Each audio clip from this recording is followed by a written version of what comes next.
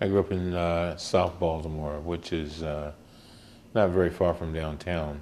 And my first introduction into civil rights came mainly because of a recreation leader named Mr. Jim Smith. Mr. Smith, we played in a playground where we had a wading pool that was about 2 feet deep. And I guess it was about maybe 20 by 20 and 20 feet by 20 feet.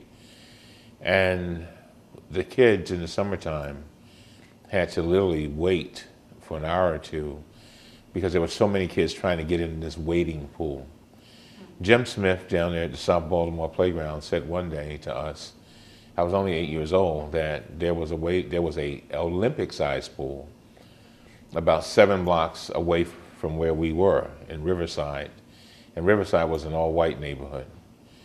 And for 7 days in a row, Jim Smith led us to try to integrate that pool. As a matter of fact, adults took bottles and sticks and threw them at us. We were just little kids. I didn't fully understand it then, but I did understand justice from the standpoint that I was that in my neighborhood, which was all black, there was a little tiny pool, and I did understand that in a white neighborhood, there was an Olympic-sized pool. And so after 7 days, we were able to integrate the pool.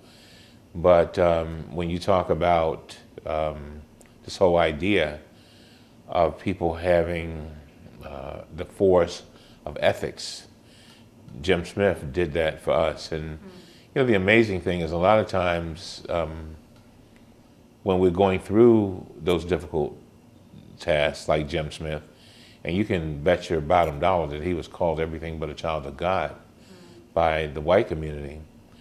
But it's so interesting that I just gave a speech a few days ago and told that story. And a white lady came up to me literally in tears and said, my parents were some of the folks who threw the sticks and bottles at you. And I've just come here to ask you for your forgiveness. And so it was a very touching moment for me. And so it's just so interesting. But then I think about all the people who over the years have been deprived of those opportunities, who are now dead.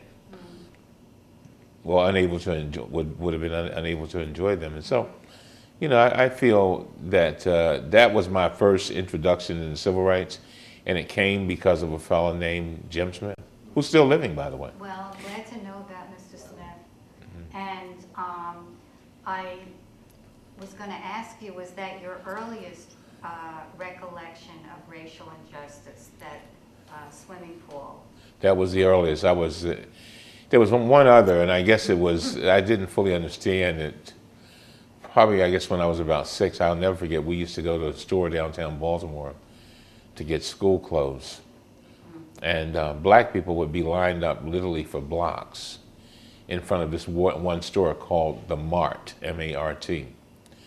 And I couldn't understand why all the other stores were basically empty. And they had all these beautiful clothing, but they wouldn't allow black people to come in to buy clothes. And I couldn't figure it out. I remember, never forget asking my mom, and I wasn't, you know, really, I wasn't, you know, I thought about the economics of it. I said, Mom, I don't understand.